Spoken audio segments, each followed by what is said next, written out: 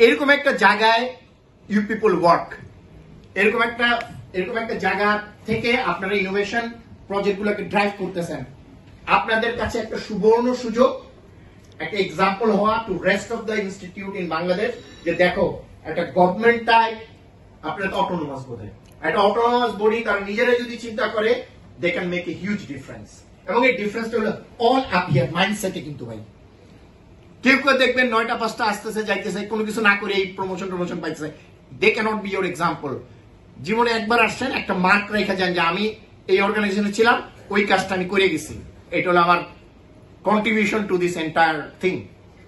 For example, যে policy করেন সে হয়তো এমন একটা ব্যাংকিং পলিসি করছেন যাতে এনবিএফআই এর টাকা চুরি করে না যেতে পারে, আপনি পলিসিটা ওইটা করে গেছেন। আজ থেকে 50 বছর পর বলবে যে অমুক স্যার এই পলিসি করে গেছিল, বাংলাদেশকে বাঁচিয়ে দিয়ে গেছে। আপনাদের অনেক অফিসার সম্পর্কে এগুলো বলে অনেকে যে এটা ওনার সময় তৈরি করা, দেখো এটা কিছু করা যাচ্ছে না কারণ উনি এই পলিসিটা তৈরি করে দিয়ে গেছে। তো আপনাদের কাছে ইনোভেটিভলি অনেক কিছু করার আছে। Smart government, smart economy, smart society এবং স্মার্ট সিটিজেন, 4টা জায়গায় আপনাদের টাচ করার বিশাল ভাই সম্ভাবনা আছে।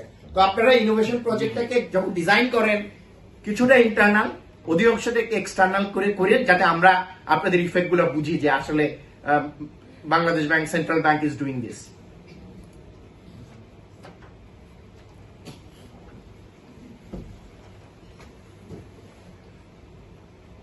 স্মার্ট বাংলাদেশের বেসিক কনসেপ্ট হলো সরকার বুঝতে পারে যে একটা কম্প্রিহেন্সিভ ডেভেলপমেন্টের জন্য you always need technology. Technology ছাড়া কোনো কম্প্রিহেন্সিভ ডেভেলপমেন্ট হয় না। বিশেষ করে এই 2024 সনে এসে যেখানে বাংলাদেশের প্রায় প্রতিটা গ্রাম পর্যন্ত কানেক্টিভিটি আছে, এমনকি যে সমস্ত পাহাড়ি এলাকা সেখানেও কানেক্টিভিটি আছে। সুন্দরবনে আগে কানেক্টিভিটির কথা চিন্তাও করা যেত না, সুন্দরবনের মতো জায়গায়ও কানেক্টিভিটি আছে।